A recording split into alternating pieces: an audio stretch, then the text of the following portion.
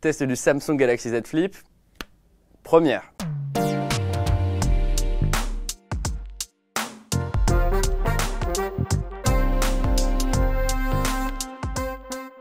Première chose avant de commencer ce test, on vous encourage à l'essayer en magasin puisque aucune vidéo ne reflètera vraiment la réalité d'un tel produit. Il faut l'essayer pour comprendre son potentiel. On commence par tout ce qu'on aime avec le Galaxy Z Flip, à commencer par son format qui au fur et à mesure des jours s'est révélé vraiment pratique. Déjà, c'est très facile à transporter, ça tient très bien en poche. Vous avez la possibilité de l'utiliser plié pour faire des appels vidéo, pour prendre des selfies, qui est extrêmement pratique. Par exemple, allongé dans un lit, vous pouvez le mettre sur le côté et il tient tout seul et vous pouvez par exemple lire les réseaux sociaux avant de dormir sans problème. Sur ce point, là où Samsung est fort, c'est qu'il a adapté son logiciel à l'interface pliante du téléphone, par exemple dans l'application appareil photo. Si vous pliez un petit peu le téléphone, eh bien votre visage va monter en haut de l'écran et les commandes vont apparaître en bas.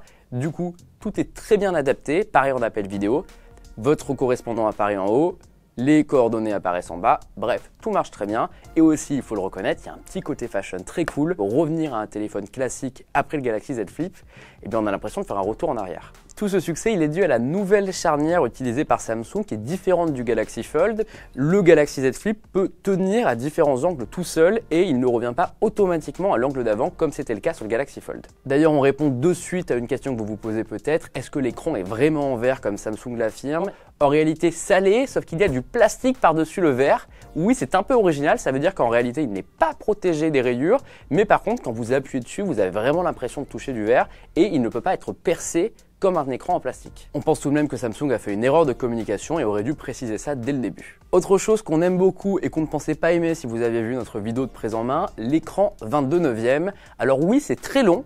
Il y a beaucoup de contenus vidéo qui ne sont pas du tout adaptés à celui-ci, donc on a des bordures noires, mais en main, mais quel plaisir pour lire des réseaux sociaux, pour naviguer sur le web. Vous avez vraiment une page très haute qui est assez grande et surtout le téléphone est étroit et tient bien en main, donc du coup on aime beaucoup. D'une diagonale de 6,7 pouces, l'écran du Galaxy Z Flip est très bon, il a une excellente luminosité et donc on aime vraiment utiliser ce téléphone. D'ailleurs, on apprécie le fait qu'il y ait un poinçon et non pas une encoche, c'est beaucoup plus discret et on a hâte de voir Samsung se mettre aux caméras sous l'écran dans les prochaines générations. Juste le seul point qu'on n'aime pas trop avec cet écran, eh bien il y a toujours un pli au milieu. Alors vous le sentez quand vous défilez, mais en réalité comme le téléphone est long, vous restez souvent en dessous du pli, donc c'est pas tellement dérangeant, mais c'est surtout que c'est visible quand vous êtes sur le côté ou quand vous montrez votre téléphone à quelqu'un, et on a hâte de voir Samsung trouver un moyen de l'éliminer. Enfin, dernier point qu'on adore, c'est la photo. On aurait adoré voir Samsung proposer un triple module caméra avec un zoom sur le Galaxy Z Flip.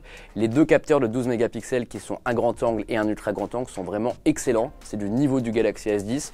Et on arrive aussi bien de jour comme de nuit à avoir d'excellentes photographies. Maintenant, on espère que les prochaines générations auront un zoom parce qu'à 1 500 €, on aimerait avoir le top du top. Les autres points sur lesquels on va pas trop rentrer en détail, c'est les performances. Le Snapdragon 855 Plus est un excellent processeur, tout va très vite sur ce téléphone. On adore également les retours haptiques implémentés par Samsung. À part Google et Apple, personne ne fait aussi bien. Et enfin, la compatibilité avec la recharge sans fil, il y a très peu de smartphones pliants compatibles aujourd'hui. Attaquons maintenant ce qui ne va pas avec le Galaxy Z Flip et vous allez le voir, il y a quand même pas mal de choses. À commencer par le petit écran de 1,06 pouces sur la façade du Galaxy Z Flip, Samsung, on ne pouvait pas faire plus stupide. En réalité, à l'utilisation, eh bien, il ne sert à rien, tout simplement parce qu'il n'y a pas de mode Always On dessus. Donc du coup, il faut forcément taper 2 fois dessus ou appuyer sur un bouton pour le réveiller.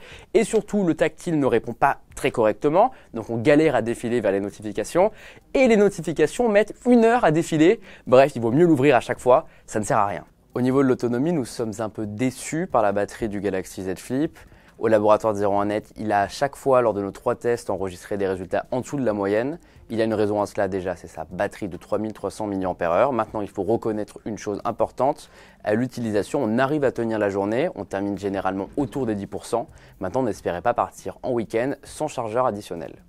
Autre chose, on aurait aimé qu'il soit facile d'ouvrir ce téléphone à une main. Regardez, j'y arrive un peu, mais c'est un peu galère et je dois utiliser tous les doigts de ma main pour y arriver. C'est pas très ergonomique.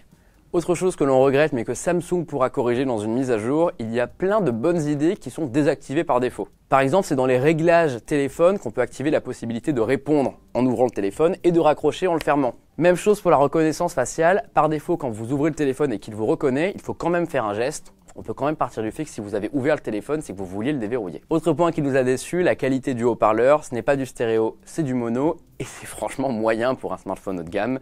Et enfin, quand le téléphone est plié, eh bien, il y a beaucoup de poids concentré sur une petite surface et surtout, aucune protubérance à l'arrière. Du coup, il glisse. Et sur un bureau incliné de 1 ou 2 degrés à cause d'une mauvaise fabrication, le téléphone il tombe par terre tout seul. Le dernier point qui nous déplaît avec ce Galaxy Z Flip est son prix. Alors là, on va pas vous dire qu'il est trop cher parce que voilà, c'est une nouvelle catégorie et il faut reconnaître que les smartphones pliants, c'est innovant, mais surtout parce qu'on a l'impression qu'en France, eh bien, on paye beaucoup plus cher que nos voisins américains. Il suffit de regarder les prix. À 1509 €, le Galaxy Z Flip coûte presque 150 € de plus que le Galaxy S20 Ultra, qui lui est à 1359 €, alors qu'aux États-Unis, c'est l'inverse. Le Galaxy Z Flip coûte moins cher que le Galaxy S20 Ultra. Pourquoi on se fait taxer de ces 150 € supplémentaires? C'est une très bonne question. Maintenant, même si on a été un petit peu dur sur cette deuxième partie de vidéo, il faut reconnaître qu'on adore le Galaxy Z Flip. On pense vraiment que Samsung va dans le bon sens avec ses smartphones pliants. Le Fold nous avait déjà beaucoup plu et ce Flip nous donne vraiment envie de continuer avec ce genre d'appareil. Si vous n'avez pas peur d'être les premiers à expérimenter une nouvelle technologie et d'avoir les quelques défauts des premières générations,